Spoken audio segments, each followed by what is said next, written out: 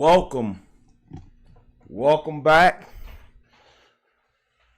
to the second half of the Georgia game. Watching with Styles. Listen. What's up, Davis? Listen, man. The more I watch this game, the more I'm impressed with the level of play. You know how in other sports like basketball, they say a lot like this feels like a playoff game. This felt like two gladiators in a playoff game. This is the third game of the year. And this felt like this was the last game of the year. And one of these teams, the winner is eligible for the last spot in the playoffs. These guys played hard. Like, even when they messed up, they were trying to get it. That's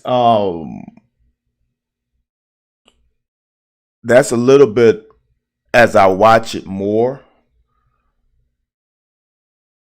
it sets me at ease a little bit about this team.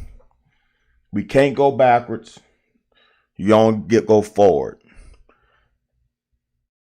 As the old saying from old school coaches is, you either get better or you get worse. Each week you get better. Last week we didn't get better. This week we got a hell of a lot better. Now let's see if we can get better next week against an opponent that we can easily overlook. I said this, I don't know where I said it. I might have said it on Monday Morning Quarterback with Tom Leach that this first quarter could be the most important quarter of the year. Because this quarter shows the maturity in attention to detail that great teams have. Great teams don't give a damn about the opponent. They give a damn about the guy next to them, about playing for each other and putting out a good product for all this many hours we put in this week preparing for this one game. It's not preparing for one team. It's preparing for one game. Like, I know people get mad at Cal, and I understand basketball is different. How it's like I'm not worried about what the other team does. I'm worried about what we do and what we do well. There is some truth to that. Regardless of what the other team does, obviously you have to know what kind of football, what kind of scheme, what kind of defensive front, what's their foundation of their defense, what's the foundation of their offense, what's their identity, all that stuff. But in all honesty, it really boils down to you and the other 10 players on your team. What is your assignment? What's your alignment? And those details. Because in all honesty, it really doesn't matter what the other team does as long as you follow the principles of your scheme. The principles of your scheme will take care of anything that's thrown at you if you trust the principle of your scheme. You have to trust it. What's up, Van? Speaking of Cal, how did you feel about my tweet recording our fans being used to the coach's impact? Oh, I'm sorry, Swole guy. I didn't see that. I'm not sure what you're talking about.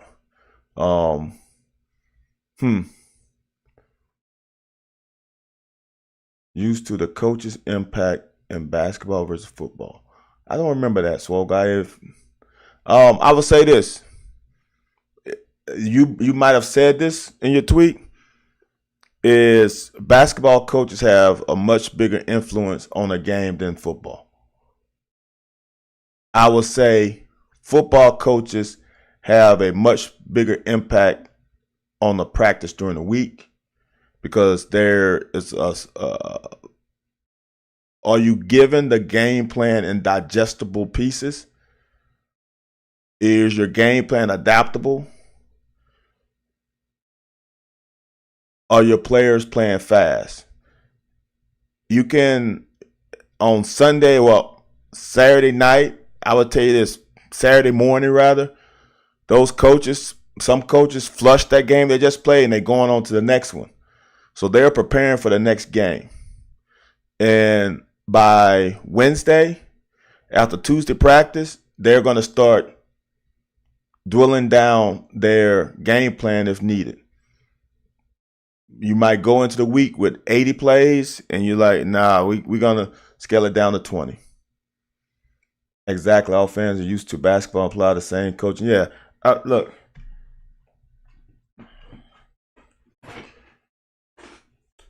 I played all the sports in high school. The basketball coach has a much bigger, his fingerprints is much more on the basketball game than football. That's just how it is. And in football, you can't win with one guy. In basketball, you can have a stud and average players, and you can win. I'm gonna tell you this: my senior year, Randy Livingston. If you don't know who Randy Livingston is, Randy Livingston played on a basketball team at the same school as Cooper Manning and Peyton Manning.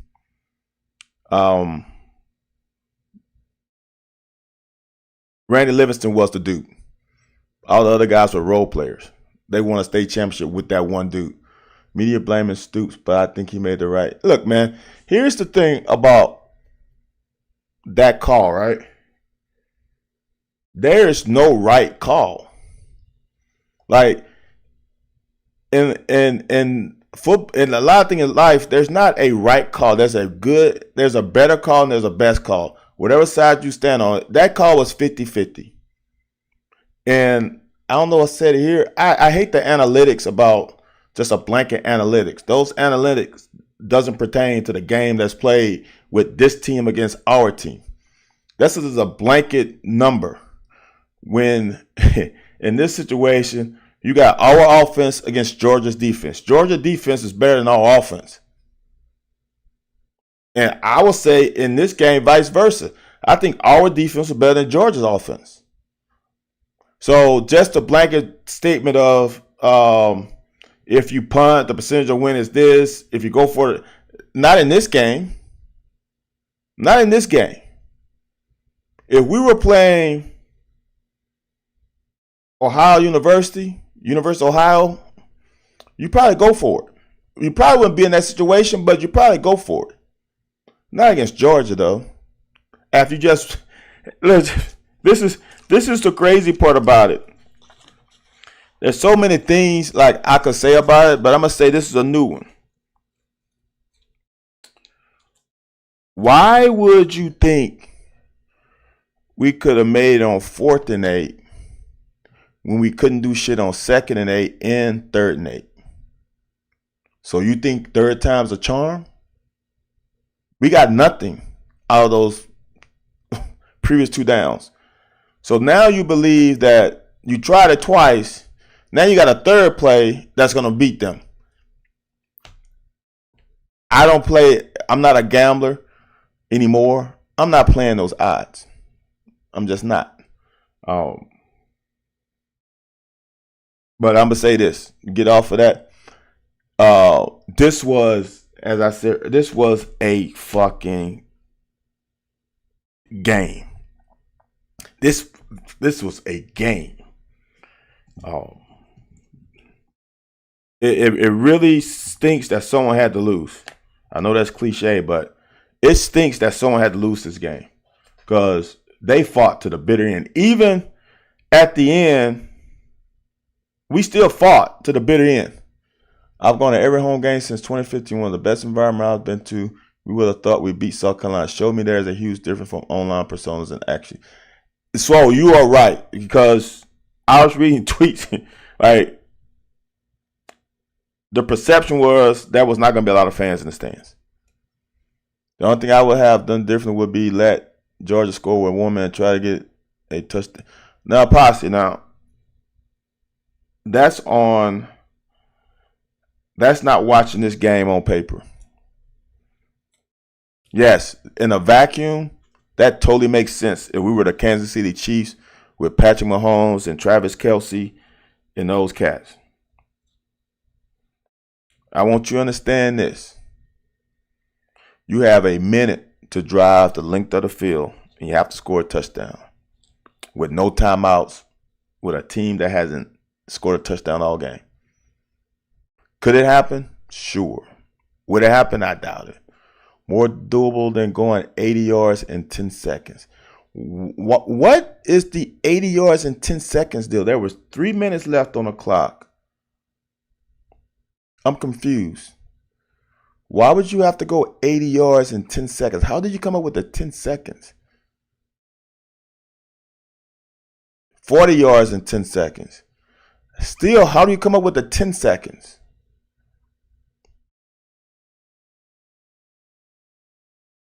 Unless you're saying that it was going to take Georgia 2 minutes to score. I mean, I guess you can say that. I don't know. Oh, yeah, that is a situation where if that happened, just think about it this way. If they would have done that, if we would have gone for it, they would have scored before the 10 seconds. Think about it. They would have kicked a field goal or something before the 10 seconds. We probably would have had, I honestly think we would have had a minute. But I'll get into that because we should have had the ball back 2 occasions quicker than that. I think you know what one of them is. I'm going to show you another one that we should have had the ball back sooner than that. And we would have forced Georgia to call 3 timeouts. And we would have at least kicked a field goal for a chance to win the game.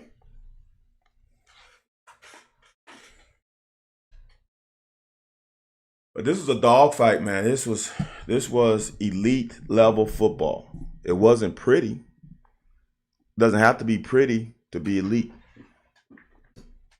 The way these guys were flying around, man, was impressive. Like I say this one more time, then I get on. If we play the discipline, sound, with the effort we play like on Saturday night, this is going to be a good season, and that South Carolina game is going to bug this team for the rest of their lives. If they play and prepare and do everything they did this week, the rest of the 9 games left, it's going to be a really good year, and they're going to be pissed off about this one game for the rest of their lives. Because there's a chance with the way this defense is playing, with a secondary that's not, the secondary is not shitty, but they're not playing to the level of the other 2 levels of the defense. The linebackers are balling. The defensive front is balling. The secondary is a step or 2 behind. If they can catch up, this defense at the end of the year is going to be a problem. I don't care who you playing. If this defense plays like they're playing now, or play like they played these, you know what? They have played great. If this defense continue to play how they're playing and the secondary takes the steps forward to match the other 2 position groups, this team will be a fucking problem. Because if you can't score, you can't win. And can't score in college means if you're not scoring more than 20 points. I'm going to be honest with you, Posse. I don't think Ty Bryant took a step forward. Childress has taken leaps forward. I don't think Ty Bryant took a step forward. There are there are situations he left out on the field. Did he make a great tackle? Sure. But there are more plays than one. AJ, you're right on time if you're ready for just the plays. So, look, man. 6-3. Who would have thought? Not me. Not me. 6-3 as a score at halftime. Would have never thought it. And we get the ball first. Now it's time for us to make a move. All right, man. This is what's crazy about this play. When I watched it over. Oh, I understand, Posse. Look.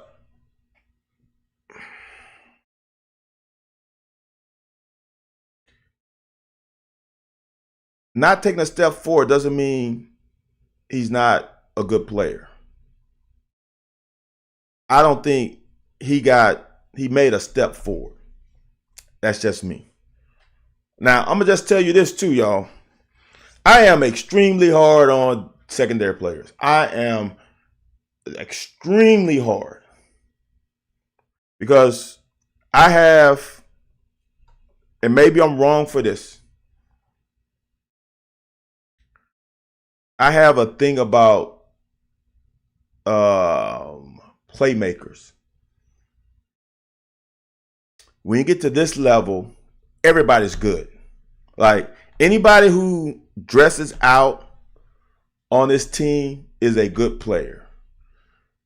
The starters are great players. The backups are great players in training. So everybody's good. In a secondary, in my humble opinion, you need to be a playmaker. And if you're not making plays, you are just meh to me. If you understand if you are, for example, Childress, and playmaking to me is not just making a tackle. Like Childress these last couple games with these TFLs, that's playmaking. Like Max Harrison with pass breakups and interception last year, that's playmaking. For safeties, PBUs, saving long plays. Because the person who saved big plays are usually the safeties. See, that's the hard thing. People don't understand how hard it is to play safety on this level because you have to be a preventer of chunk plays. Usually chunk plays happen to safety. Long runs are probably a safety issue. So you got to prevent big plays and you got to make plays. So I'm extremely hard on guys. I'll say this. This is my opinion. Is I would rather a guy grade out on a game, if I'm grading it out at 84%, but make 2 to 3 big plays, than to grade out at 98% and not make a down play. Because here's the deal. You can, when you grade a player has how I was graded when I was playing. You have an alignment and you have an assignment. So if you're aligned properly and do your assignment properly and you don't miss a tackle, you're not going to get docked. You hear what I'm saying? So you line properly, you line up properly, you do your assignment, and you don't miss a tackle, and you give effort, you're not going to get a minus on that play. So, for instance, we're in cover 3 as a corner. I got deep thirds. If a guy runs a hitch and catches it, and I tackle him, that's a plus. So now they can run a hitch all the way down the field, get to the 5, to get to the 2-yard line off of just hitches in front of me, but I make every tackle because we're in cover 3, because that's not my responsibility. That's not my zone. That's a free zone that's not covered. We get to the goal line. They run an off tackle play and they score 6. Then they kick the field goal. That's 7. I graded out on, let's say it's a 10-play drive. I would grade out on that 10-play drive a positive the whole time. Does that mean you play great? No, because your ass gave up 5-yard hitches the whole time. Eventually, I'm going to say, fuck that. I'm not giving up a fucking 5-yard hitch. Even though that's not my responsibility. Sometimes you have to color to the line and a little bit outside the line. That's all. Hypothetical question. If Brock can get right and ends up getting bent. No, man. Look. I'm going to tell you this. I'm riding with Brock until the wheels fall off. I don't feel comfortable with a first-year quarterback from high school getting the keys to this team with the defense they have, unless you just want to eat a year. The transition for that position is very difficult. He's not an elite quarterback.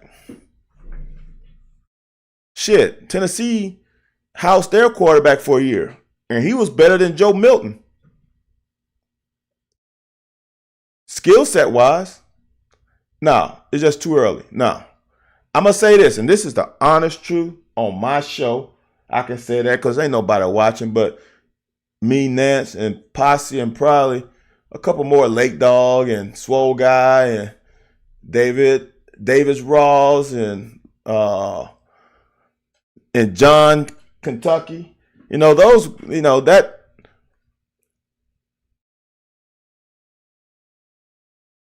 I feel like this.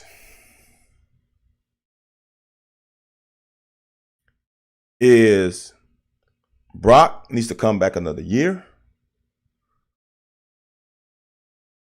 And hopefully we can keep 2 out of the 3 receivers. And this offense is going to be really good next year. If you can keep 2 of the 3, the 2 of the 3 I'm talking about is Dane, Berrien, and Macklin. If you can keep 2 out of those 3, bring back Brock with Wilcox and Patterson in the backfield, with Willie, Dingle, Anderson at tight end. Have these young guys mesh on that O-line. I think this offense is better. What's up, Farmer? Look. As AJ just said, imagine offense a second-year OC with a second-year quarterback. Dude, this is, I know we talking about this year, but I'm going to go to the next year. That offense with another year, understanding that needs to be, I say this all the time, the most important relationship is between the OC, the quarterback, OC, and the O-line. Once that happens with another year, this offense has a chance to really zoom. So, last quarterback start 2 full consecutive seasons for the same award. Exactly, CJ. That is a great post. CJ said last quarterback start 2 full consecutive seasons for the same OC was Steven Johnson. Wait a minute. Didn't T-Dub start 2 consecutive seasons? Or did he not start the first season? I think T-Dub started the first game. It might be T-Dub. Terry Wilson was injured the first game of the second year? Or did he get injured during the game? That's a good one, CJ. You're making me think. Yeah, that's what I thought, AJ. I thought he started the first game of both seasons. But he didn't finish the CJ, you do have it right, but he didn't finish the season. That'll be Steven Johnson. Steven Johnson was a dog, man. Some of you guys are new here. I rank Steven Johnson higher than most people rank him in the hierarchy of quarterbacks in modern day UK history. Right? So guys, Gilmore is a dude. That's why honestly I think we need to keep two of them. If they can keep two of them, and then you add Gilmore to it with ABS with another year, I think that's it. Does JUCO not produce? No, they do. AJ, no, they do. I have a stupid ESPN level stat by stating 2 full consecutive seasons. Let me. But Steven Johnson was a dog, man, and I say this all the time. Steven Johnson saved Mark Stoops' ass.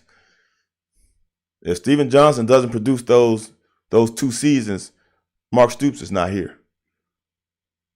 I'm comfortable saying that with 100% accuracy. Because when they lost Drew Barker in that Southern Miss game, it was like when I was in the Rams camp and we lost Trent Green in the preseason game and Kurt Warner had to start. It was like that. Steven Johnson was that dude. So, all right. So let's get back to this play. If you look at that play right there, right here, I'm thinking we got something special. Right here, I think we got something special. I mean, if you think about it, we got potential block. We got block. We are trying to block here. Whew! I'm thinking this is going to get us a chunk of yards. It's not that it didn't give us anything, but that's how good these guys are running. Sheesh, shit. His confidence for throwing a tab play 1 at Louisville. Man, I'm about to piss you off, Posse, with that 5-star. That's a 5-star playing Kentucky talent during that time. Kentucky football has gotten better, but I don't know how people, I just don't know how they, it's hard for me, and I'm biased coming from Louisiana. It's hard for me to hand out 5 stars to Kentucky players. I know that's bad. It's just hard for me.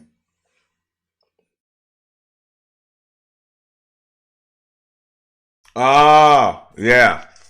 AJ, when he basically smile and wink. 2nd and 5.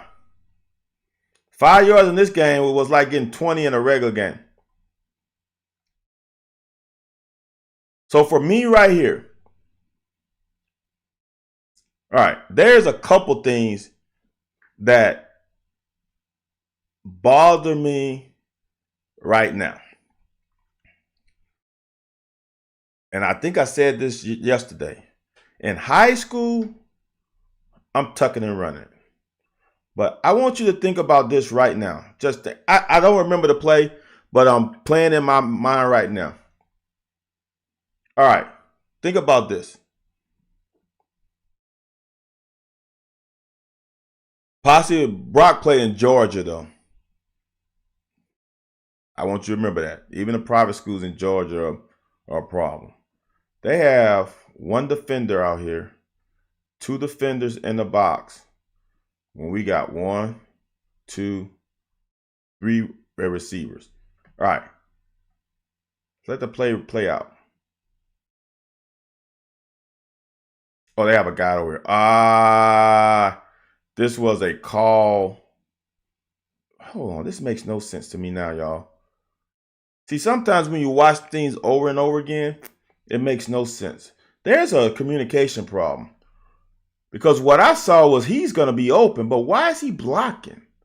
Look at it. I don't know if that's Macklin. He never turns to the ball. You see what I'm saying? Look at this. He never turns to the ball. I want to show you something. Normally what happens, what this play with, and this is why it got me. I'm seeing it right now. This is what would happen in this situation because there's no one out here. This is what play calling is about and why it's so difficult because you don't know what they're going to run. You don't know what the defense is going to run. You got a guy out here.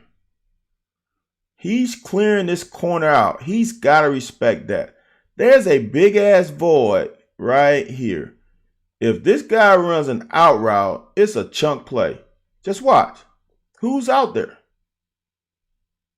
If he runs anywhere to here, there's nobody there. This defender is at the 30. This guy was running, don't know his number. If he kept running full speed, he would have easily got to the 40. All right, now I want you to think about it because I'm thinking about it right now. I didn't catch this when I was editing this thing. If he runs an out route now and he throws in the ball, we got a potential blocker here. That could be a chunk play. I don't know.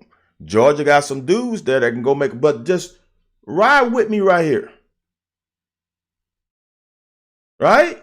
If he got to here, ain't nobody out there. This guy's running this guy off. So now, with that said,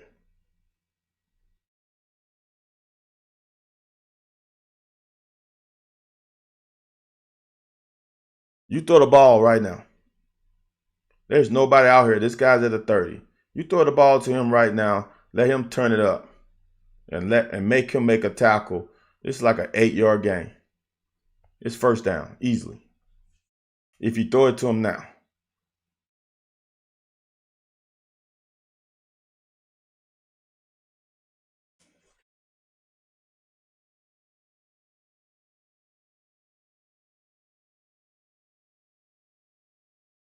Y'all, look, man. Look at this O-line. So, remember earlier in the first quarter and this is what you should do. When you see block down, you start screaming. We backside block. Look front side. There's a hat on a hat. Look at that. Great job by Cox. There's a hat on a hat. Now, I'm going to be honest with you, and this is the hard thing about being a running back.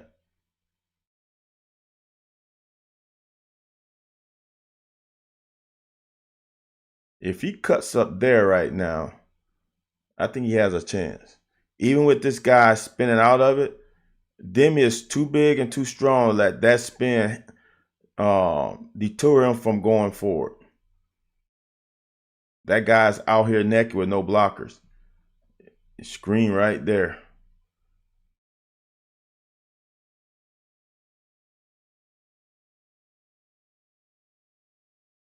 Still get. Ooh, that seemed like more than 2, but 2 yards. You got to throw that right now.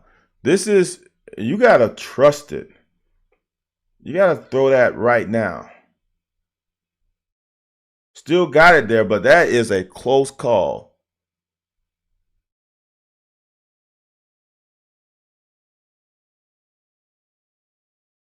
If he would have thrown it right now, let me show you. If he would have thrown it right now, this guy is still worried about getting out leveraged by that. You get a better chance of getting this and possibly turn up. He almost, since what happens is, as we roll out, he see this guy sticking. He's going to trail back. He almost got in the passing lane. See that? He almost got that because we got little. You can see. I don't know if you can see the ball. See that? The ball's right there. That's not that. That's close. But good job. Anticipation is what we got to get better at. Ball, he should be catching it right now. He should be catching the ball right now. Here's the other thing, looking at it from this angle. If he catches it right now, he gets a natural screen. This guy's trying to get on top of this. And I think that's Berrien, right? Or is that Macklin? That's Macklin.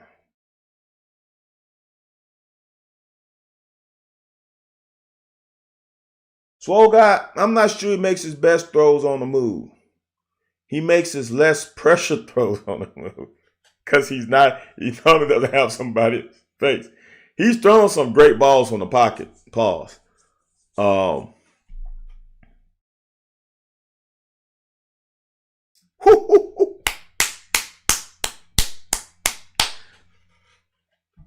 See, when I see this again, I get excited when I remember.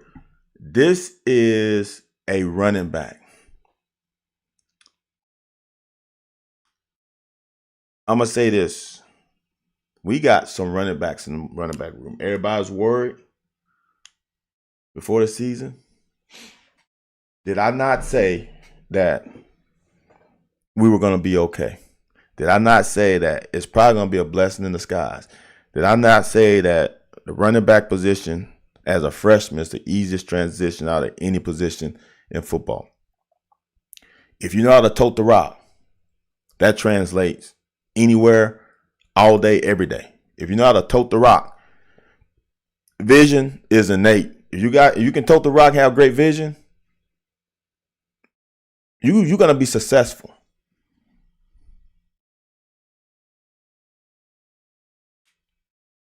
For somebody this young to stick their foot in the ground and see that?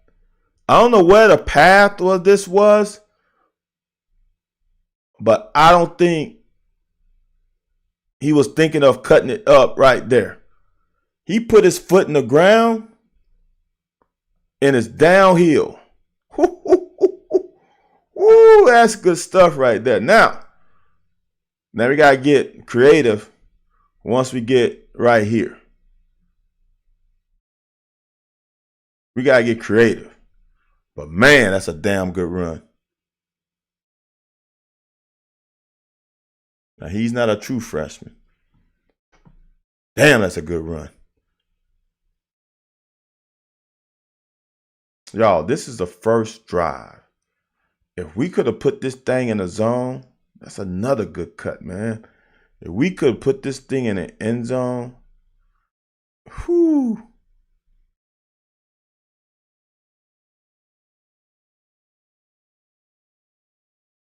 Look at that, man.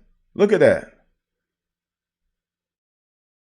This is why I know, I hear you, AJ. I know that there are other things that you have to take care of as a student athlete that goes beyond just on Saturdays. Because I want the young people to understand this. Your ass will never see Saturday if you don't take care of your business. Because there's other good players on the team. It's not like in high school. Once you get a starting position, you pretty much have that position. So remember this, young fellas. Handle your business because you might not get this chance. Press the hole, 2 guys outside, quick cut. Ooh, that's good stuff. Now, I'm going to tell you something else. That at the cornerback position, that we didn't do a good job of this game is tackle. Posse, no. Wimsatt is not the best option. No. Wimsatt is not Lynn Bowden. Not even close. No, Posse. I see where you're coming from, but no. He ain't that. See this cornerback here? He really probably has contained, and this guy comes out. Watch what he does. He folds back in and makes a physical tackle. Watch the level of tackle of this play, and I'm going to show you one later. Physical tackle.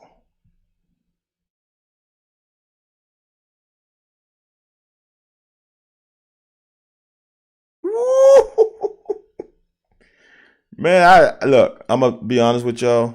I kind of forgot about these plays and seeing them again live. Yo, this O line. Look, here's another thing I want people to understand because I think I tweeted this out. Oh, AJ, don't give AJ gave it away. you saw it too, AJ. I almost threw up in my mouth over that. Dude, I'm like, what the? All right,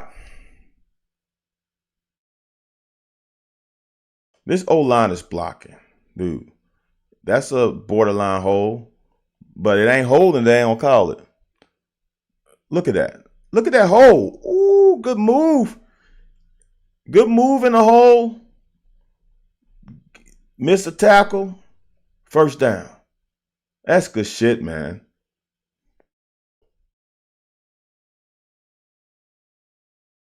Y'all, this is the first drive. We're at almost 4 minutes already.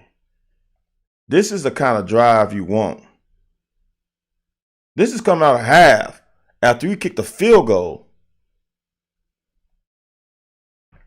See, Swole Guy? That's the problem, though. Swole Guy is there's a consistency. Can we do it against? Can we be consistent and do it against Ole Miss? Well, can we be consistent and do it against Ohio first? Right, AJ. Dude, I don't think people understand how good this Georgia defense is. Like we know that they're probably the best defense in the SEC, probably the best defense in the country. But they don't fuck up. Like they ain't they where they supposed to be, and they laying that plastic. I thought we would see women. No, man. I'm a tell you this. I'm just being honest.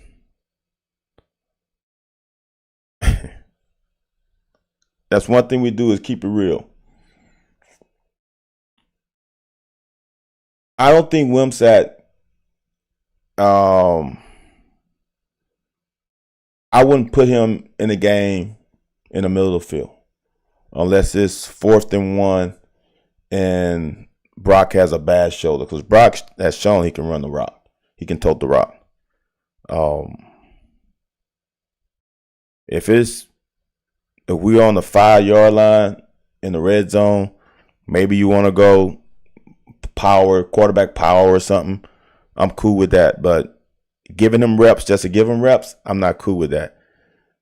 Don't take these reps away from Brock. He needs to keep learning. Was ever a Georgia beat this one? No, man. This Georgia team, this situation, we put ourselves in a good situation. This Georgia team is good.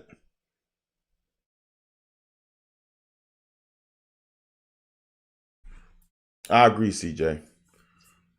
Look, y'all. It's 10 minutes, 15-minute quarters, right? We possess this ball 5 minutes already. Oh, this is the one I'm talking about. This is all I need to see is right there. Now, we got to do a little better job right here. All right? I want to show you something. This is how close it is to scoring. Oh, I don't have it. All right. This is how close this is to scoring. I thought I had the broadcast view. I must have didn't put it on here. I want you to show you something.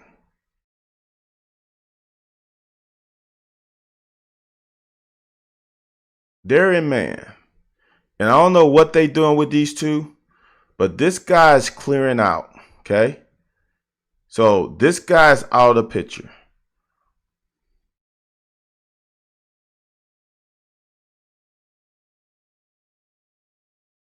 Dane Key is running across the field like a post almost. If he leads him to here, I think he catches it. And that's a touchdown. I know you can't tell because the camera moving, but you can tell right now he's in front of that guy, right? This is the anticipation thing. This is the hardest thing as quarterback is to trust. All right. So now I'm gonna show you a couple things as a quarterback. And I'm not, look, listen when I say this. This is not easy. This is not easy. No, Posse. Posse, you putting out these takes with Wimsatt, you ain't changing my mind. No. Hell no. Here, I'm gonna give you some, Posse. I don't know if you were here when I first started talking about Wimsatt. There's a reason why I know a lot about Wimsatt. I'm gonna give this story. When I was with the Chicago Bears, I'm gonna give you the whole story, y'all. When I was with the Chicago Bears, there was a guy who coached the DBs named Carlos Maynard.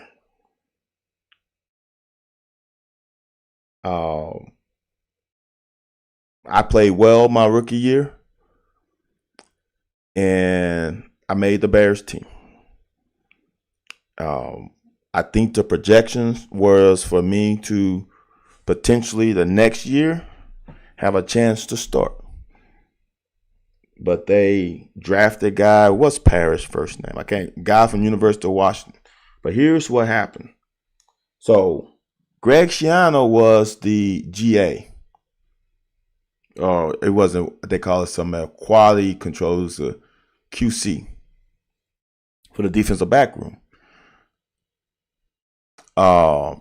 Greg Schiano coached at Penn State. Tony Parrish. Thank you, Tyler. How the hell, Tyler? You that dude then. Tony Parrish.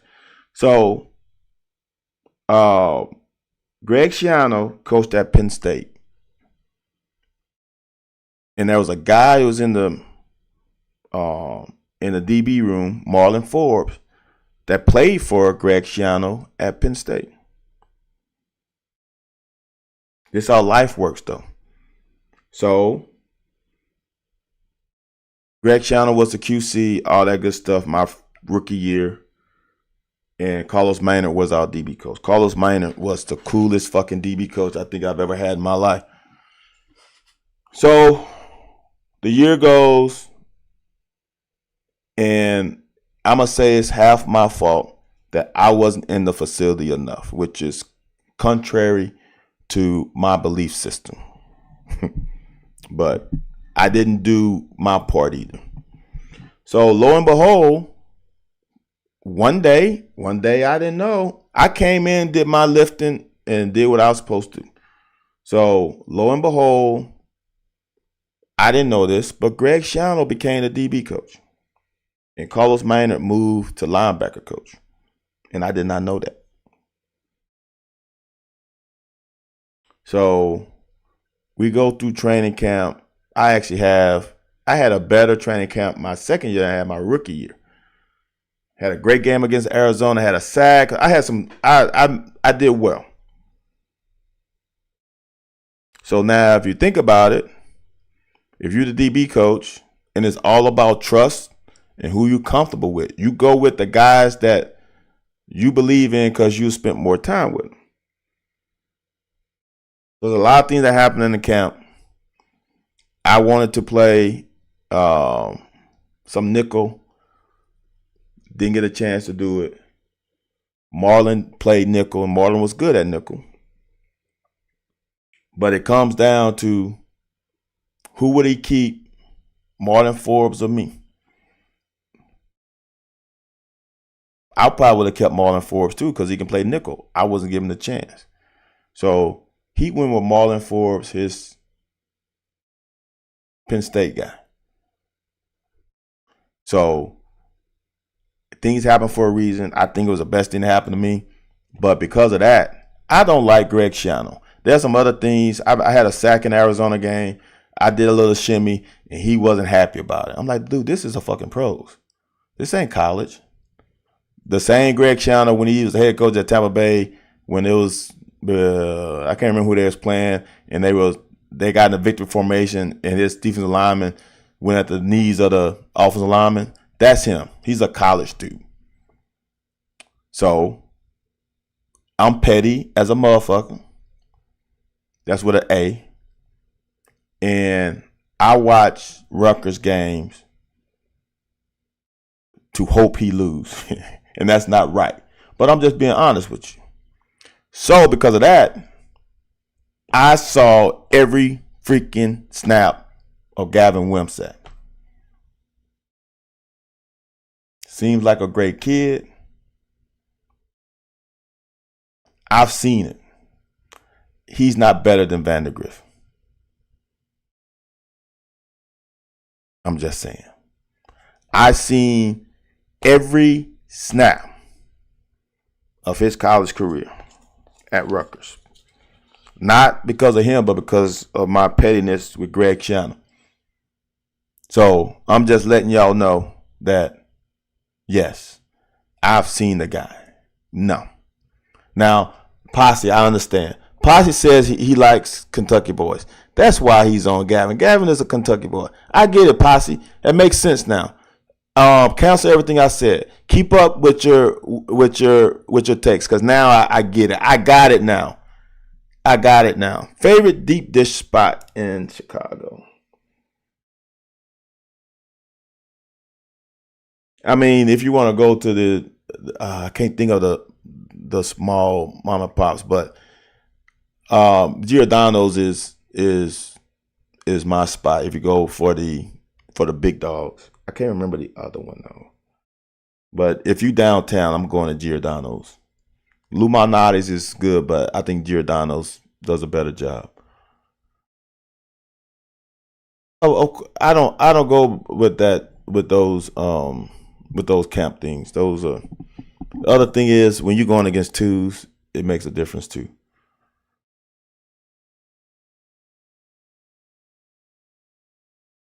So Aaron says Giordano's. Hey, for sure, AJ. That's just my opinion though. Lou's is not bad now. I think Giordano's is better. I've never heard of Pequod's or whatever that is. You know, I haven't been in Chicago for over 10 years. Dude, I am the most closet pettiest guy in the history of petty. I am bad petty. Oh, I am. I'm that dude.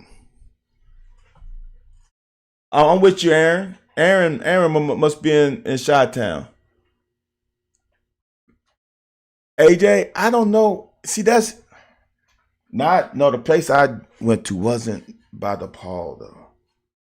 But there's another spot I went to that was banging, but I can't remember. That was 1998.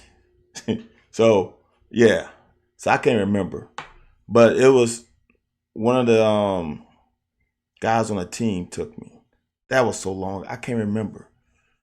I don't think it's gonna come back to me. It's too long ago. See, I'm not a hater though. Aaron, if you're going to Chicago, I'm gonna tell you a place. Like all those shishi poo poos, all those great little restaurants. And Lance, did I say that, AJ? It's always been about love and hate. And let me say I'm the biggest hater. I don't think I said that. You have to, Aaron, go to Portillo's. It is the spot. I'm gonna tell you. See, I got stories now. Portillo's is so fucking good. The double bacon burger with cheese, with a large cheese fry and a large lemonade is my go-to move. See, I already know the order. Here's how good it is. My kids run track in the summer, and years ago they had the they call it Club National meat, one of the big meats. And yeah, see, I'm not a combo beef guy or a oh, okay, y'all know what y'all talking about. I'm not a big so that's my number one meal, double bacon burger with cheese, large cheese fry, large lemonade. My second one is a chili cheese dog with the cheese fry and a large lemonade. You dip that chili cheese dog in that cup of cheese that you have left over from dipping the fries with. We banging. Now they used to have a good chicken sandwich, but then they went to the what they went to? It used to be a teriyaki, but then they went to something else. So the chicken sandwich was lit. Then they changed it. Not so high on it. They do have a beef and cheddar that's pretty good. Then if they have a Barnelli's, the pasta is off the chain. So I'm telling you. And the other thing about Portillo's, you know how you go to places, you know how you go to like Chick-fil-A and the line is long and they kind of fast. You go to Portillo's, that line could be to the street. You're gonna get in and out in less than 10 minutes. See, AJ knows. I didn't know you knew about Portillo's. So the story is ESPN Zone in Orlando. The nearest Portillo's was in Tampa. I don't want to, and that's about an hour away. I don't want to tell you the amount of times that we drove to Portillo's to eat Portillo's during that week we were in Orlando. All right, that's one story. The next story is wife and I, the kids. We had a vacation in Palm Desert, California. The Portillo's was, I can't remember. There's a Portillo. I think there's two there now. We drove. It was north of Palm Desert. We drove the extra, I think it added 45 minutes to our drive. We drove the extra 45 minutes. And now you think about it, it was a 40-minute detour there and about a 30-minute detour back. I'm telling you, that's how good this shit is. I hear you, AJ, dude. Look, here's the other shit. I'm telling stories. So here's the bad part about it. So, I lived in Elgin, and the year I moved to come back home, they built a Portillo's right down the fucking street. I think that was God's saying that you don't need to be here no more, because I would have fucking every time I had to pass it. I had to pass it every time I went home. I had to pass it. There's no way I was going to pass it 7 days a week. What's the name of the place in Chicago with the burgers? Aaron? I don't know the other place. There ain't no burgers beating Portillo's. I'm sorry. If I'm going to get a burger, I'm going to Portillo's. When I live in Hoffman Estates, there's one in Schaumburg. I'm going to Portillo's. No, ain't nobody paying all that fucking money. I hear you, AJ. Nah.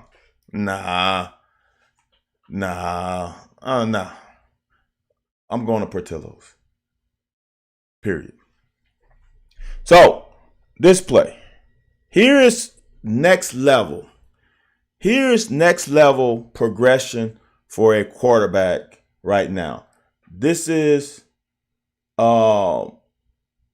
Aaron, if you stand downtown, the Portillo's is AJ says on Ontario. Listen, but I got so many. So this is next level. This is what you see from the top level quarterbacks with this. All right, we get a little pressure here, but the front of the pocket is pretty secure. We can step up and get here and give Dane Key time to progress over here. This is a touchdown in my opinion. Watch. See how young guys, quarterbacks. When you step back in the pocket and you put that back foot down, you can't stay there on this level. You just set, as we call, the launch point. This is where everybody's going to want to come to. You got to manipulate and step up so they can go around the launch point. If this guard pushes this guy around the horn, he's done his job.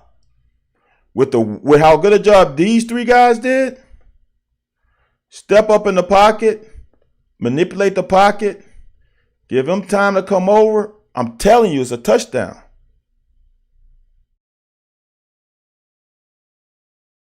These guys are confused. Watch them look at each other. They're confused. If you give this a little more time with your pocket presence, step up in the pocket, manipulate it, give them time. Is it man to man? See, this is what happened in the NFL because you got to play more man. That's touchdown.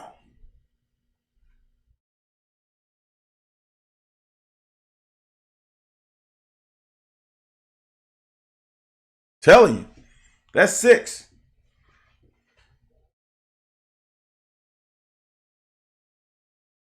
All right, so we put ourselves to get in position to kick a field goal. Now, right now, y'all,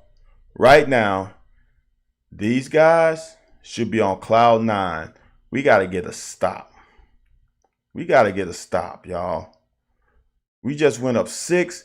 First drive, offense drove the field on their ass. Now we got to get a stop. We can't give up points.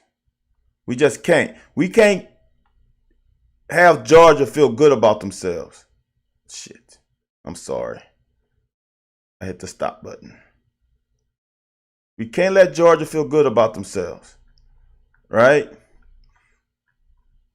Because they held us to a field goal, so now it's just 6. We got to find a way.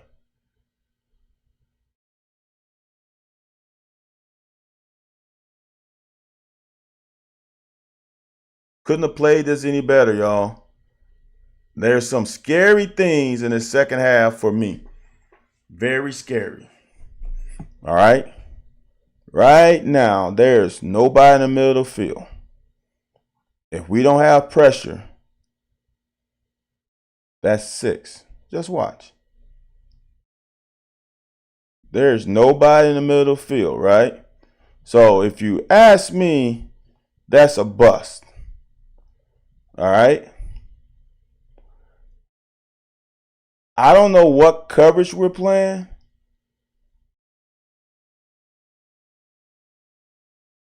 But whatever we playing is not sound. It's not sound at all. We got 2 safeties. Hold on. This is trips with a receiver over here. So that's 4, 9, 10, 11. So everybody is in the film. It's 11 players, right? Watch what happens. It's not sound.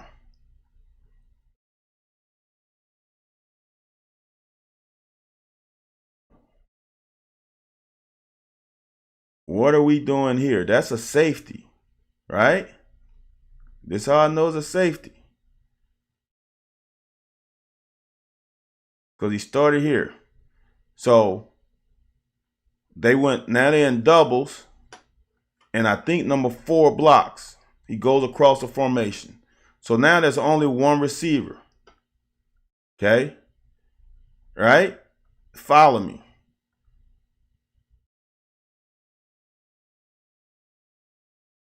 We got 2 receivers going vertical on 1 DB with no one in the middle helping. All this guy has to do is just run away from the corner, which he does.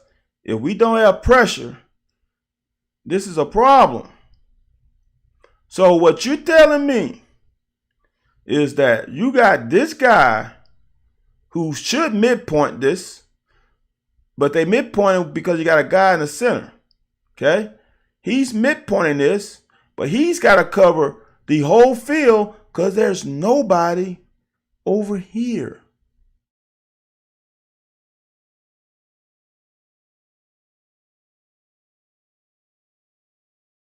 That's a bust. We are very fortunate. That's a touchdown, y'all. So that's bust number one. Bust number two. I don't know if I got it early enough. So they're in communication. I had this conversation with I think Brian Gaskins today. He blitzes. Okay. It seems like both safeties are in the scene, and we're playing, in my opinion, it's like a match. We man to man. This corner's playing match, but I'm not sure. And when this guy goes out, he jams and middle linebacker replaces. All right? Watch this. So that's a good jam, so that gives D-Jack time to get over. All right. But Ty Bryant doesn't jam.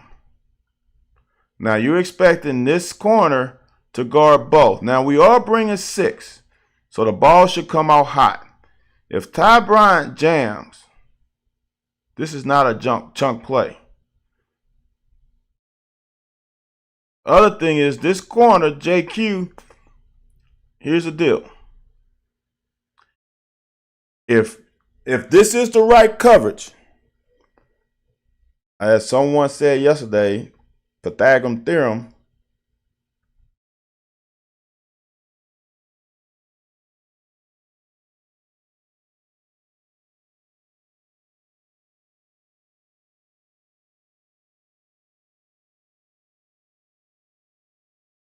which one's a longer throw? This one. Oh, I don't even have the game on. Damn it, Caden. I forgot. That one is. So we shouldn't be on the top of the numbers. We should be right here as a corner.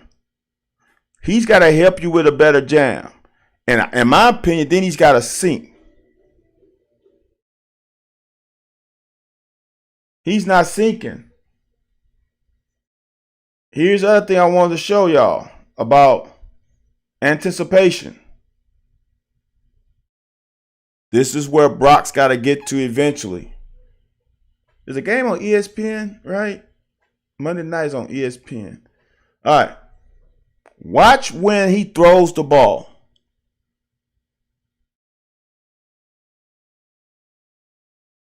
The ball is front hands off. He's throwing the ball now. This guy's not open.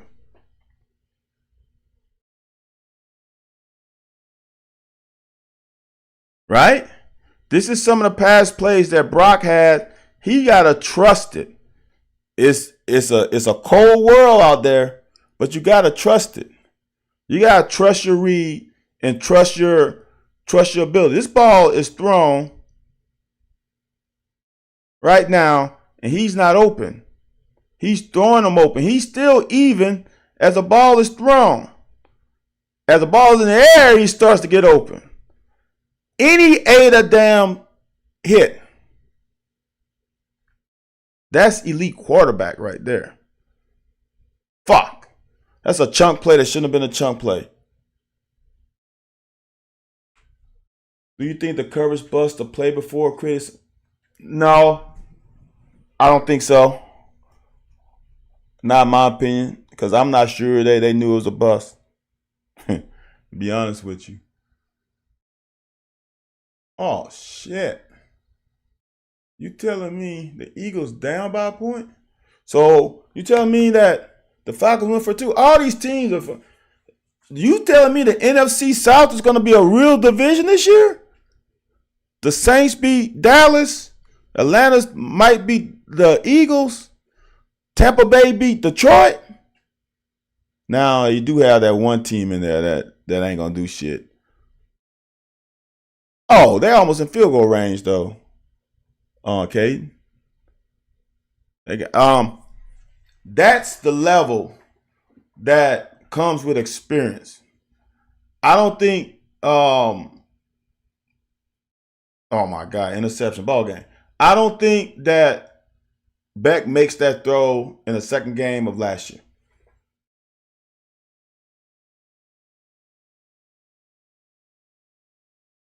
Yeah, I was not watching this game. I totally forgot about it. All right, so now they got that chunk play. That hurt.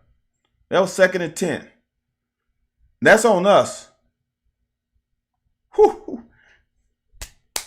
What's the spoiler alert, CJ? I'm sorry. I'm sorry, CJ. You was telling me spoiler alert. I should have said something. Uh, so they probably didn't give Childress this tackle, but he made that play. Man, this guy played his ass off. Look, for me to keep talking about somebody, I don't talk about people like that, means he's fucking balling.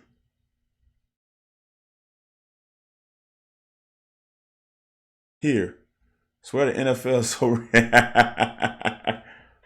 I don't know about that. Here's what I want y'all to understand. I'm not saying, but I'm saying. This looks like too high safety. Looks like this guy is playing man on him. Looks like we're bracketing an outside guy. Right? If we're bracketing an outside guy, there's no other responsibilities for the safety. The corner is beat because he's outside alignment. He's beat. He has no chance on his in route. You got to beat him to the point. Watch. We don't beat him to the point. We behind. We need to be in front. That pass should not be completed. If you see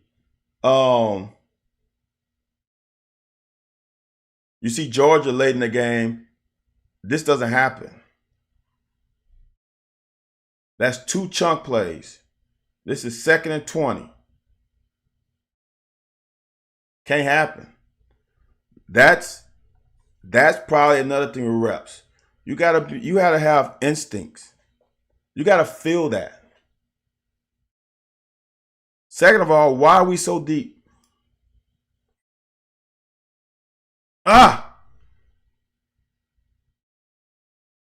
Come on, make that tackle. Good, Ray. No, that's Weaver. Weaver out in space. Shit. Dude, this team, the way they played tonight. Now, this is gap responsibility. Look at that, man. This is all about Big Dion eating up 2 blocks, allow his linebacker to be patient and scrape. Watch. D-Jack, I think, has B gap. But then he sees big Hoss take it over. So then he scrapes to C. Guess who's there? Wow. Now we just got, look at that. Look at that. Now we just got to make the tackle and make them fall backwards. I'm not going to lie, CJ. We held to. We got to let some of that shit go. You can't call everyone. It wasn't blatant.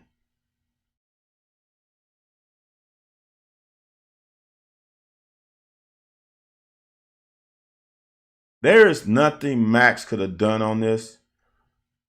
I'm going to show you from the start. Oop, I didn't get. He's in soft press. All right. He taking a couple short back pedals, gets his hands on him, which is I hate when guys here and don't get hands on. He got hands on. He's in his hip pocket. A great throw, be great defense 100% of the time. Now, the only thing for me, even though Beck is a good quarterback, maybe he can drop it in. For me, I don't like being totally in phase with the receiver. I would rather be right here and not in front and make them throw the perfect pass, and hopefully I can get my hand in there to strip it. Because I'm not going to intercept a perfect ball on the outside shoulder. But I can stop the back shoulder fade if I'm not 100% in phase. That sucks. That's a great pitch and catch. And I think that was 3rd and 8, wasn't it?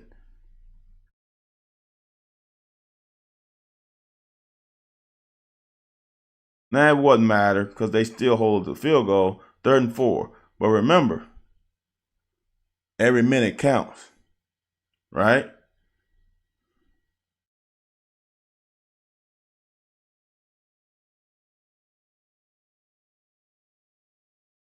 Now we bore our neck. Boy. These guys are, oh, shit.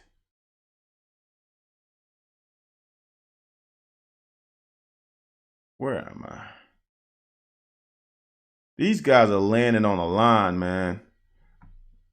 These guys are balling their ass off on both sides. Good blocking. All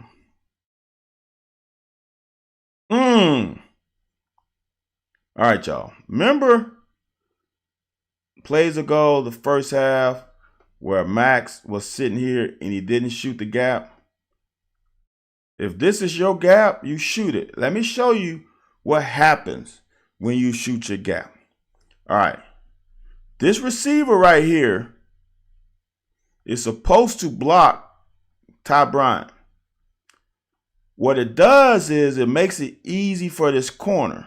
When you are screaming downhill and this guy has to show that he's blocking, now I can replace. Watch. It's just beautiful stuff. This is for Ty Bryant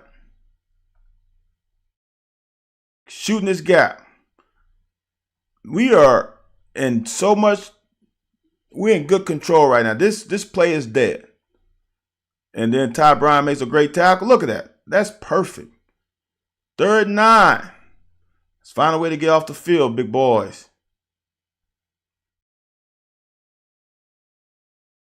We bring 4 and we get our hands up, good pressure, incomplete pass. 6-9. But we gave up 6 when we could have just ended the drive.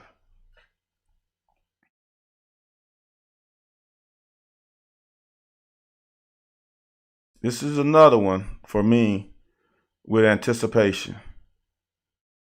You got, to me, 2 options. You got this one, because sometimes you got to give your guy a chance. If they're going to play man-to-man, you got to eat them up. All right.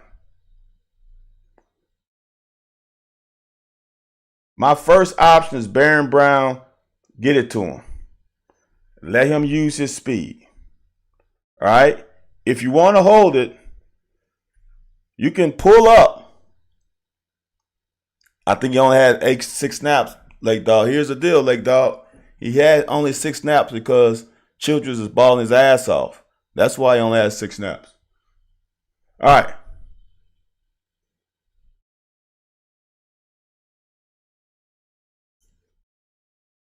I would have thrown it to Baron. If I don't want to hear, I'm pulling up.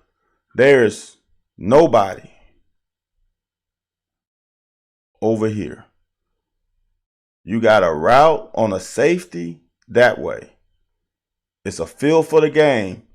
Throw that ball over here. Give him a chance to go run to it. Remember the play where we bust and they had their guy coming here? And how Beck, he didn't complete it, but he threw it over there. That's where we got to get to. There's opportunities here.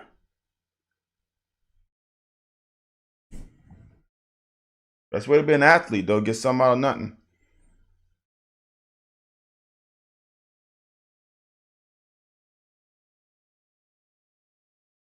Wilcox is going to be a good player. You got to bang this.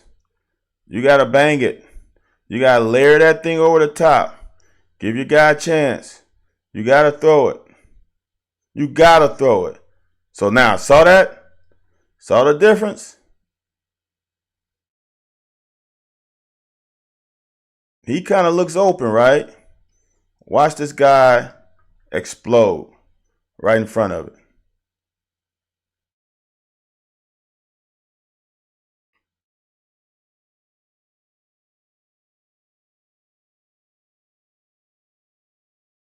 I personally would have rather you layered that one on that sideline like you did twice already.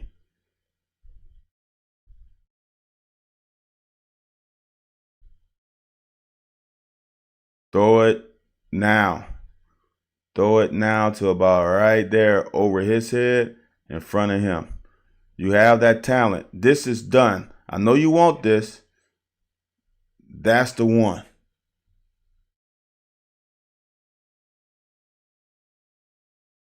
If Marquise Davis, I agree.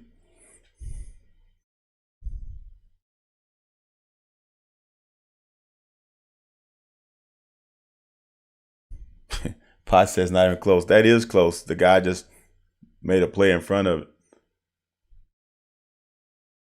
I see Posse want all his Kentucky guys to play. He want Gavin to play. He want Cutter Boley to play. Great defense right here. But look at this. We got a guy there.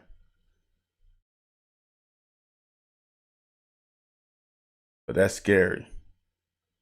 That's scary. But we flushed him out of pocket. I think on this play, if I remember correctly, there's something else open. Oh, this one is open. Watch.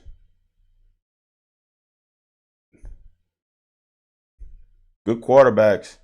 He's reading down the pipe. I don't know who he's reading. Is he reading this guy and he's trying to bang this one? I'm not sure.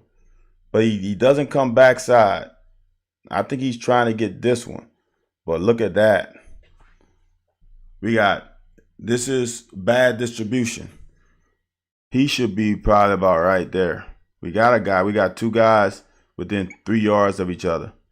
That's not good.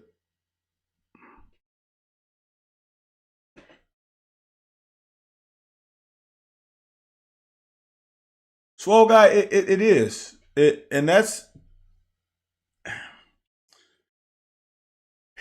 it takes time to be able to have confidence to throw early.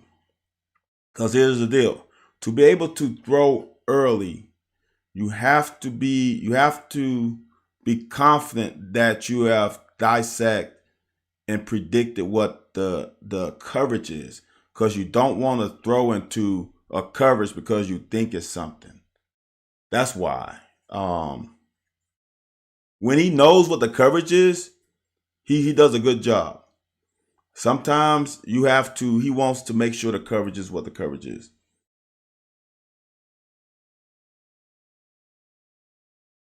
Okay, Posse. You have the right to that opinion.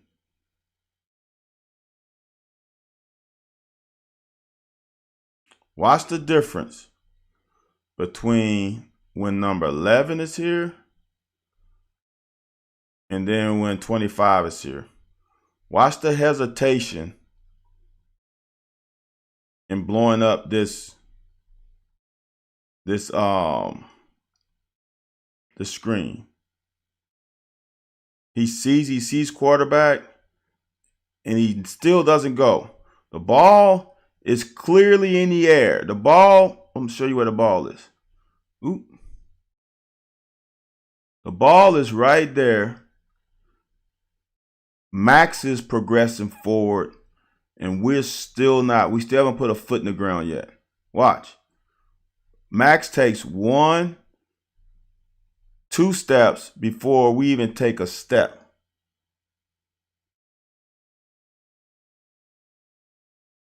Got to improve that processor. Right?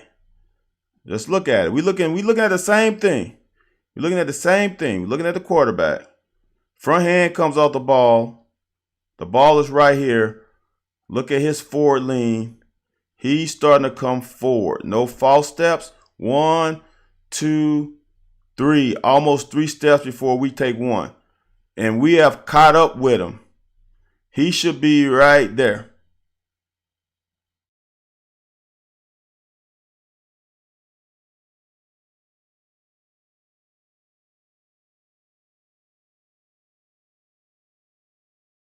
Third and 2. Again.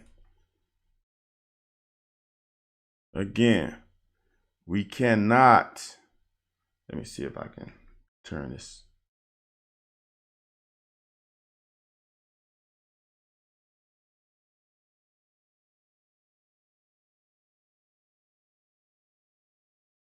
All right. We cannot, third and 2, not shoot that gap. This guy went inside. It's his zone. He has contained. He's building a fence. There's a big ass hole right there. There's no reason to stay there. What happens when you stay there is a good running back is going to do that to you.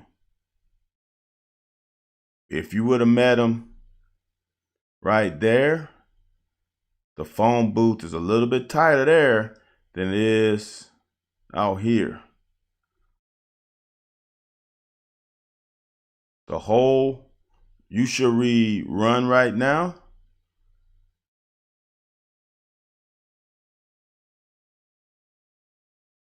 You need to come screaming.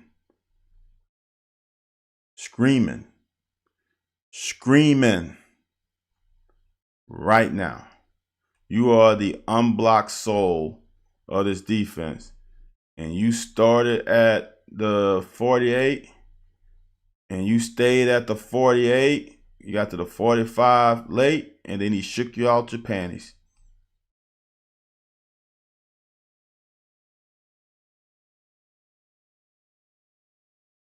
You got to come up. Look, here's a funny thing about it.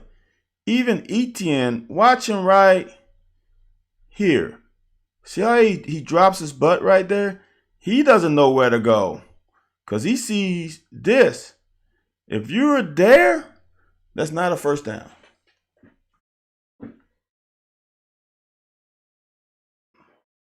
Because there's nowhere to go. Nowhere to go. Damn.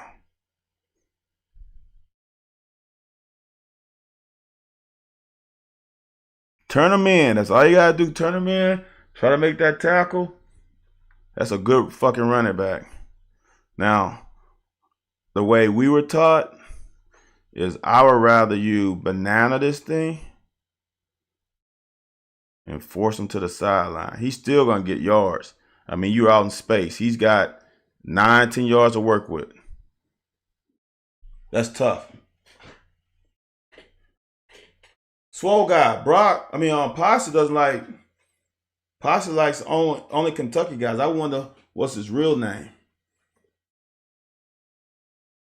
Posse only likes Kentucky boys.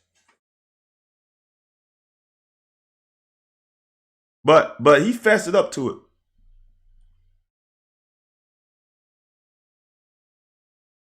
Now this their only drive. Not the only drive of the game. Good tackle by D-Jack, man. D-Jack is so underrated. 3rd and 1. If I remember this play correctly. I think I do.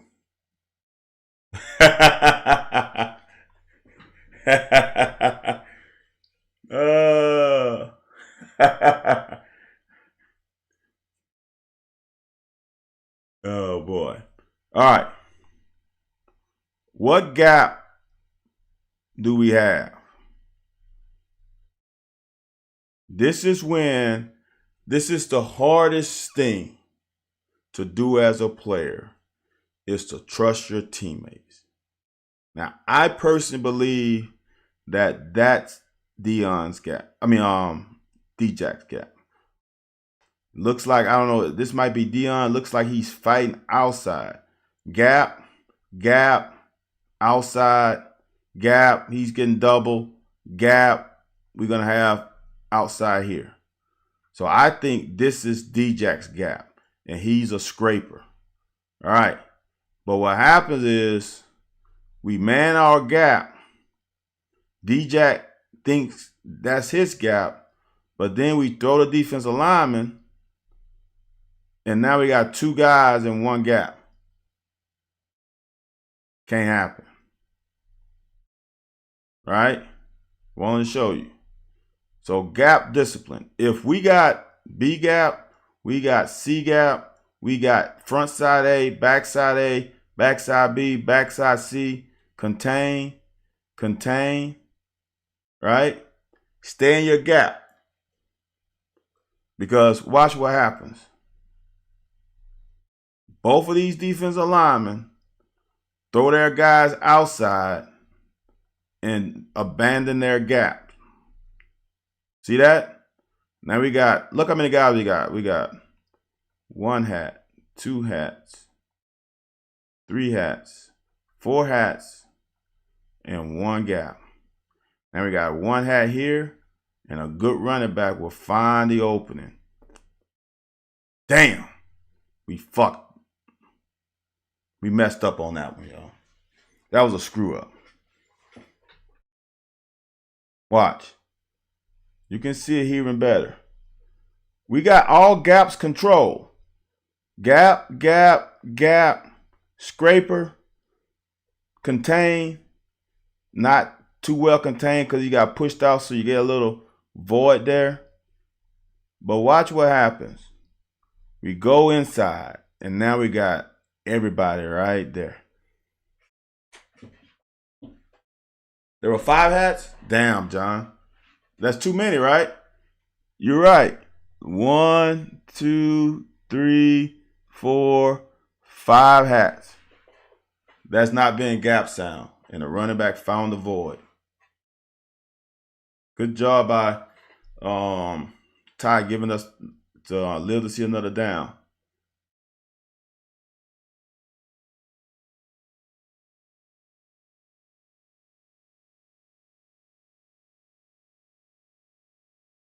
So for this one,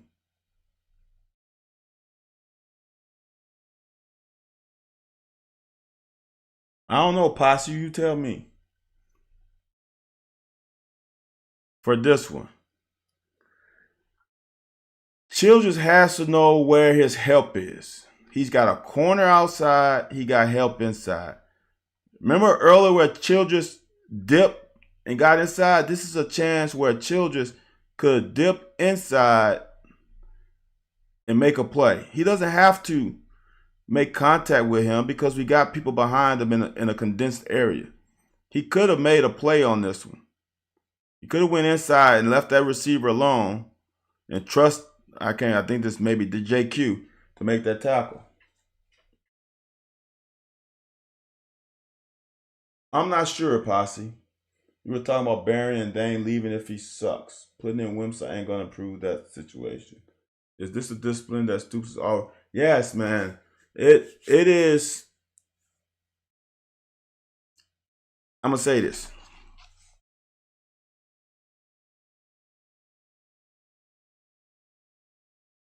The good teams are more gap sound the majority of the time. If Bowl is the guy, all right, Posse, man, keep with your Kentucky love. I feel you. That's good job by Weaver. That's good job by Weaver. Now this one hurts. Look, y'all. Penetration hurts goal line offensive plays all the time. You make a great penetrative move right there. They don't even really block you. I'm not saying that's easy, but man, we are there. This is 3rd and 2. If we make this tackle, they got to kick the field goal. Look at that. We're in the backfield. Let's just say this is the biggest what if. I don't know if this is Ripka, Saunders. I don't think it's Ox, Silver. I don't know. If he stays right there and force 22 back here, I have every belief that Weaver makes that tackle. Watch. If he doesn't cut away and he cuts that way, Weaver, and that's probably D-Jack, make that tackle right there. That's how close this was. Ah, damn.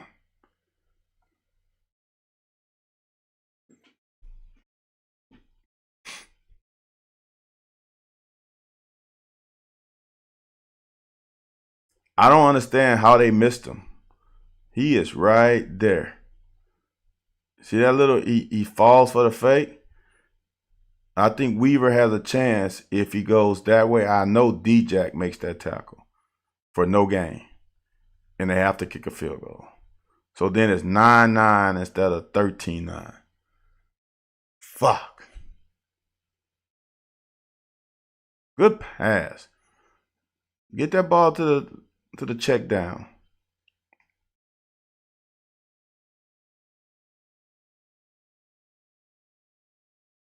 So this is good running. You press the hole, contain guy dips his head inside, that's when I bounce. You don't bounce it automatic. Excuse me. Good job. Now we got to make a move on that corner. So,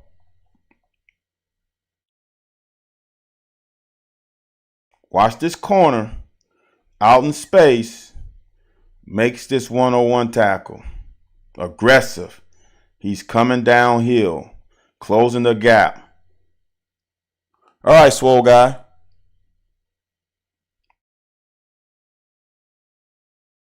Yeah, you're right, AJ, but on that play, I can't blame the corner.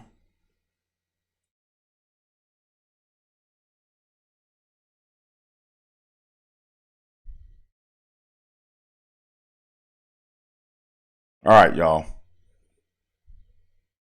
I know I'm being picky, but this is the difference between, in my opinion, being a first-year starter. Right now, I'm throwing this guy. I don't mind this one, but that's a tight end. This is a receiver. Right now, right? Let me show you what I saw when I saw it, when I'm watching it, when I watched the first time back. It's man under single high, in my opinion. Single high safety. Right now, I'm looking at the safety. Once he opens his hips that way and start proceeding that way, I know what I have, right? I have clear out, over route. Once that safety vacates, I like this one. He's got time, right? There's no one in his face. I'm throwing it right now. That safety is moving this way. He's got no shot for this. We got to step on this guy.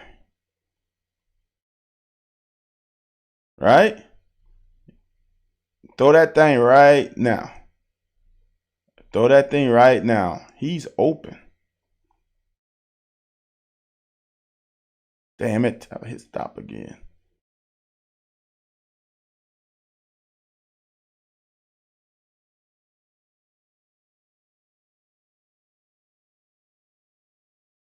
These buttons are too close. That play and stop.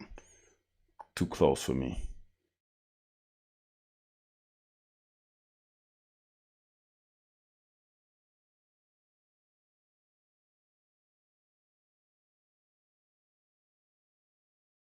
Is it here?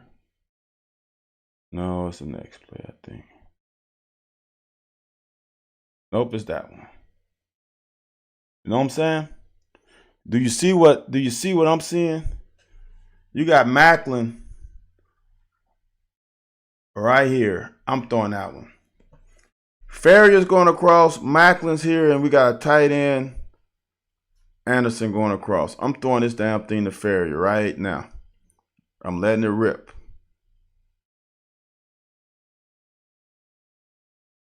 That's just me.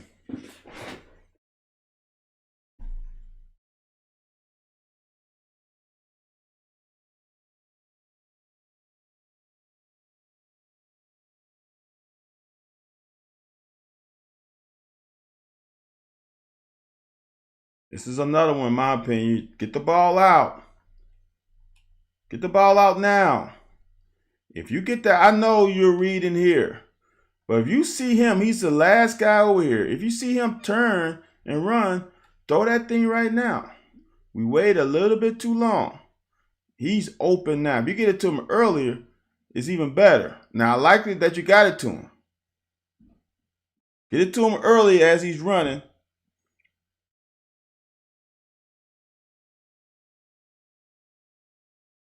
I think I know who Posse is. I think.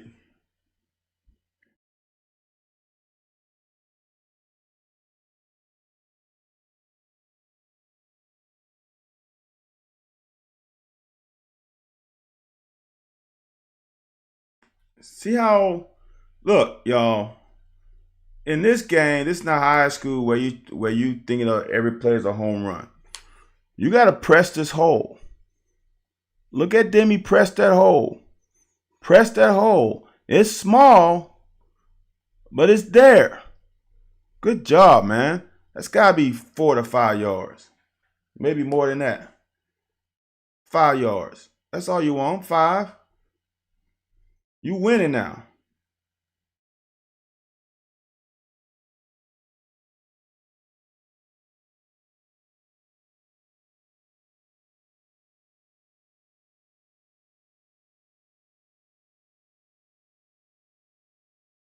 I don't mind a cut, but I like it here or there more.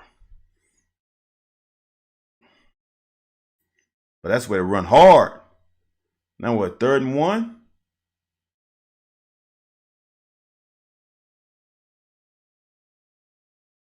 Good move, man. This play is dead to right.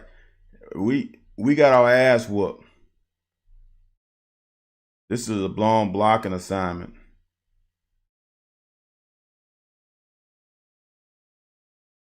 If we are just blocking down, how do we let this guy get through and this guy get through?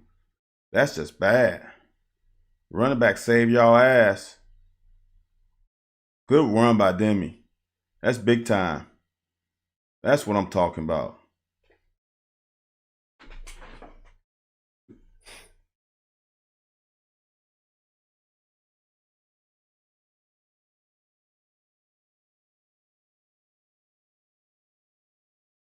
If we can just hold this block, we got something. Watch. We can just hold that block on 3. If he's not there, we got something there. We got at least 4 yards in us. Damn.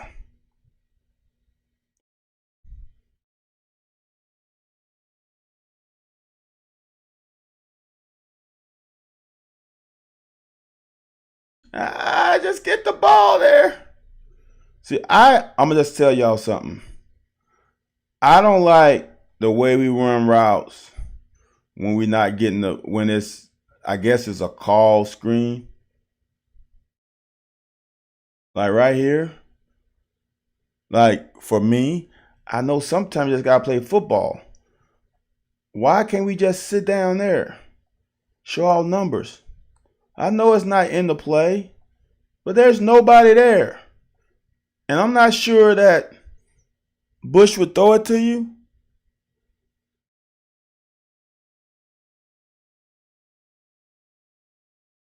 Damn. And I'm going to be honest with you with this too. If you run a better route,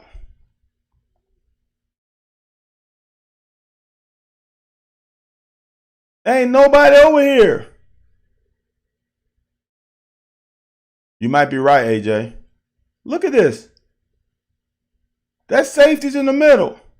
Ain't nobody over there. Fuck. There's opportunities. I'm not saying, but there's opportunities. Yeah, this is going to be a hard game to come back from, Gadget. It's a hard game to come back from. The physicality, the physical aspect, the emotional aspect, it's going to be a hard game to come back from. 1993, we should have beat Florida at home. We had to go to Indiana next week, and we lost. Indiana wasn't a better team than us. Catch the ball. Catch the ball. Now, that's still not a first down, but catch the ball. I personally like that one a little better. It's a longer throw. But if we trying to get a first down, I understand the throw. I'm not mad at it. And we got to catch it, but we still going to be short.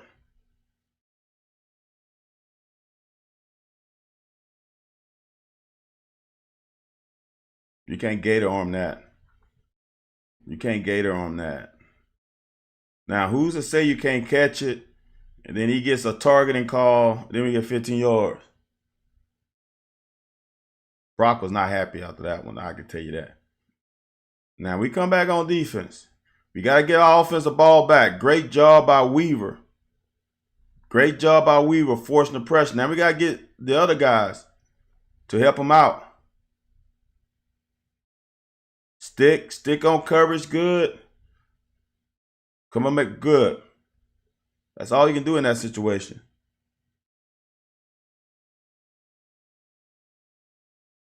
Now we got to get one of these damn fumbles. Somebody made, I think Mr. Leach made this when I was on the show this morning. He said that I think we're third in forced fumbles with 7. We're the only team that hasn't come up with one. We have forced 7 fumbles and haven't recovered one. Like, that's just how the ball bounced. Like that South Carolina one, that bounced weird. 3rd and 7, we put pressure. Good job, man. All right, now offense. Now, like I said in a tweet, it's time to run a 5-minute offense. Get some points on the board.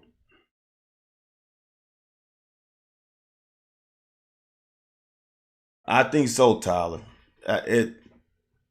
That's a messed up thing about that football, that ob-shaped ball. It can bounce any way at any time. And unfortunately, it hasn't bounced our way yet. So, jeez. It's hard, man. It's hard slaying when you do so many good things and it doesn't bounce your way. It's a little demoralizing, a little bit.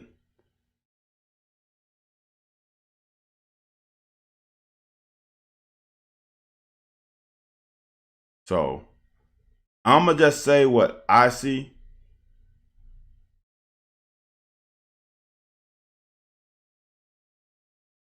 And I'm not right because it's hard in the moment. To me right now, once I see this guy running back and you got a guy, it seems like they're doubling him, I'm banging this backside curl.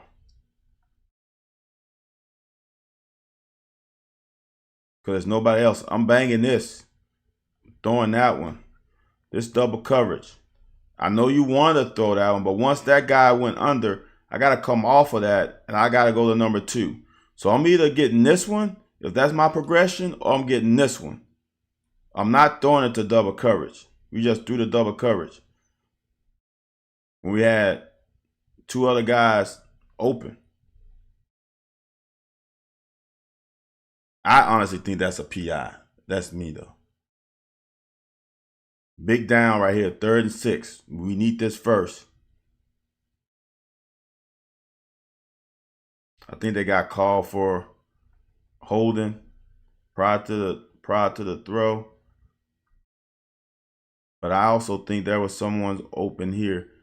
Now, the thing about it, I want y'all to understand, for me as a quarterback, I'm only reading one side of the field.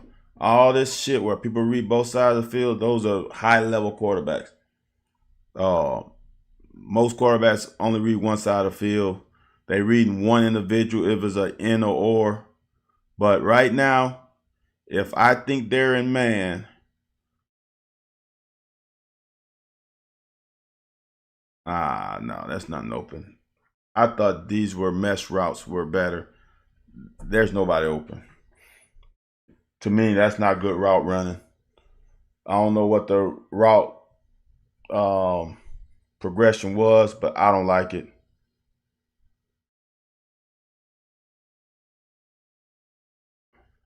Georgia did a damn good job. No one was really open. Someone held. So we were fortunate. That's the way to move the pocket. Manipulate the pocket. Get you something out of that, Brock. That's the disadvantage of playing man-to-man. No one has a quarterback. Now, right now, y'all, I'm really starting to feel good. I'm starting to feel really good about our chances. Right now, when we whip out this run, these last two plays, and we at the 50 with 5 minutes left, I'm like, let's start milking that clock. Because all we need is about 15 more yards, another first down or two. This run right here. Look at the space. Now, I'm going to be honest with you. This is when you just happen to call the perfect play for this defense. Georgia is just slanting, and we ran. Looks like inside. That's not inside. Well, I'm gonna call it inside zone, and just caught him in a slant. Now we're at the 50. I'm starting to feel good. All right. That's a good job by Wilcox pressing that hole and getting us to the 50. First down. Right now, there's 3 minutes left. First down.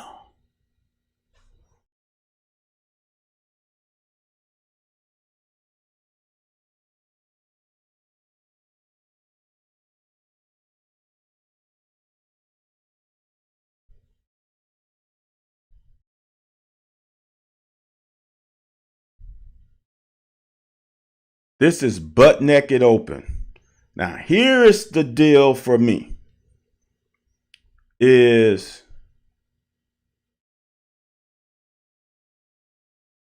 who is guarding right when ABS went jet motion? There's nobody there. And you see, man, you throw it. None of these guys are going to get open. You can see that right now. You throw that ball right now. He waited too long. This pass, y'all talking about running the ball. They starting to come up in those gaps. This is an extended run. If he throws the ball right now to ABS, there's nobody in his eyes. This ball is not tipped. If he throws it now, I want people to understand that, yeah, you can say all this shit. This is a damn good play call because let me go back. This is a great thing about this play for me. Is both of these guys are tight ends. When you get them out in space, they are used to the process of blocking. You got a speedster in motion.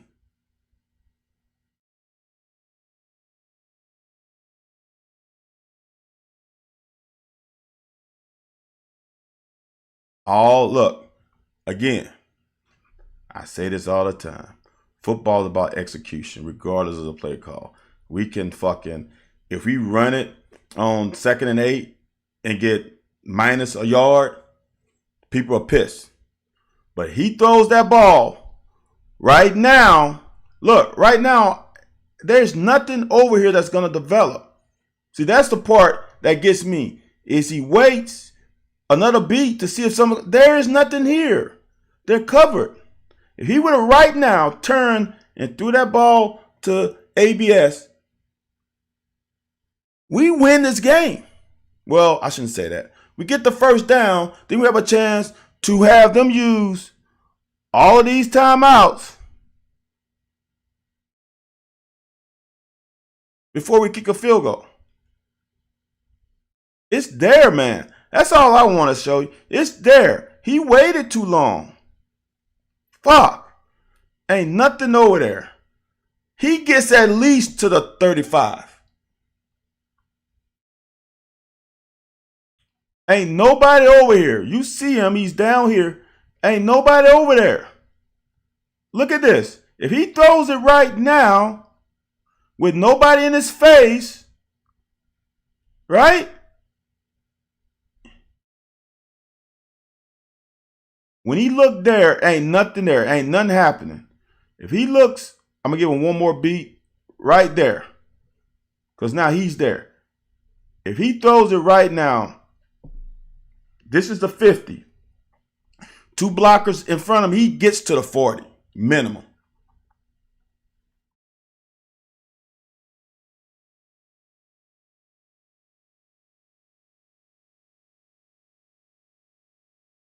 Now, I know people say the 3rd and 8 one. This is the hardest one, in my opinion, because he would have to throw the ball technically right now. And I'm not even throwing this one. He would have to throw it right now. And there's nothing. He doesn't, Barion Brown doesn't really get open. I wouldn't throw it until right here. Right? I'm throwing it about right there. And that's guys in his face. That's a hard one. He almost got it out there, though. All right. Now, even with that said, this next play right here is the fucking game.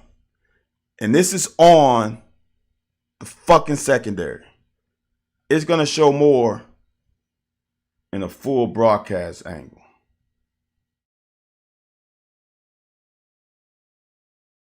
You know what the situation is. You know what the situation is. Why am I right here moving forward? This is guesswork. That's guessing. That's guessing what you think the play is. There is nothing about this play that says bubble screen. And I'm not sure from a game plan perspective that they run bubble screen from under the center. I'm pretty sure they run it from shotgun. So now you're under center. They're not running this. That's IQ. All right. Second of all, next, why am I going so far forward? And why am I still forward? Right? This is, all right, I'm going to tell y'all something. This is, if you go back after this show is over, and the pick I had against Mississippi State, when I'm hugging the sideline and he throws a corner route and I pick it off, this is what this could have been. Because Beck doesn't see you. He sees just a corner. Okay? I wanted to show this, how aggressive he is coming forward, which makes no sense. Let me go back to here. Dude, this is 2nd and 9. This should be an interception or incompletion. All right.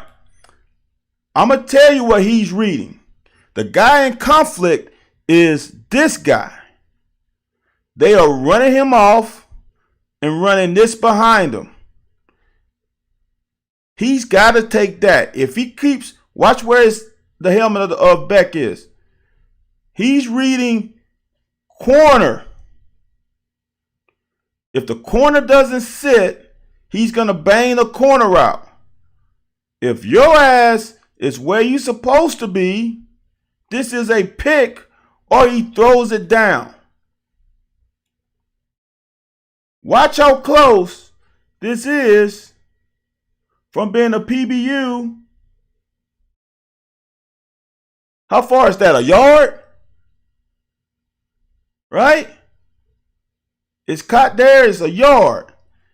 If you wasn't so damn aggressive here, because they don't run bubble screen out on the center, you would have been there. That's 2nd and 9, y'all. Then it's 3rd and 9. or 3rd and 5, depending on if they throw the check down. So now they got a new set of downs, and we used the fucking timeout. That should not have happened. It's another fucking bust in the back half. That's horrible. The other thing about it, even if everything goes right? Field position dictates we ain't scoring, y'all. I'm sorry, against this team, if they get no more yards and they punt it to the 10-yard line and we have a minute and something with no timeouts, we are not driving 60 yards to get a field goal. I'm just saying, could we have done it? Sure. But as obvious passing downs, I'm not.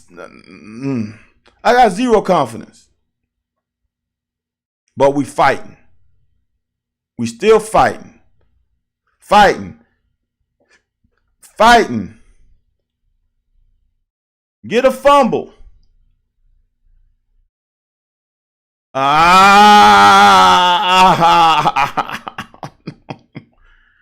So now this is the second one. This is going to hunt D-Jack for a long time. Finish it.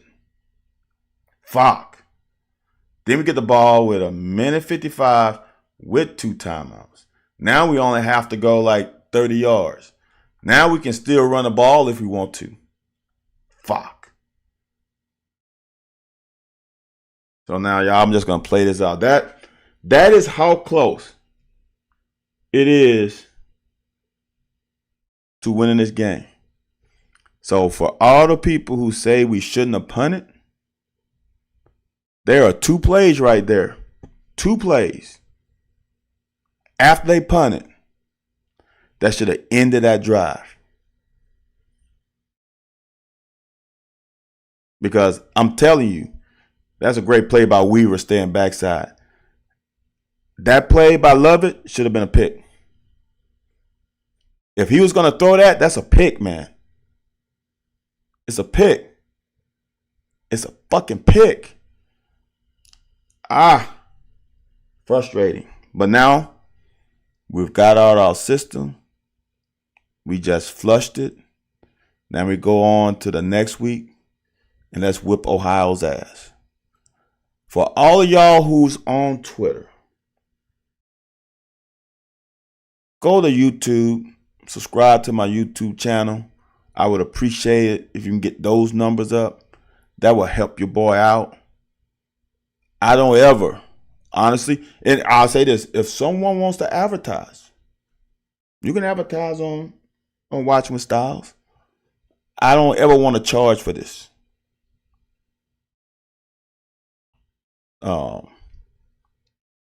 Because, I don't want to go to Patreon. I don't want to go to the subscription. I don't want to do that. So go to YouTube. Subscribe to the YouTube channel. Get those numbers up. I think I have 400, less than 500 subscribers.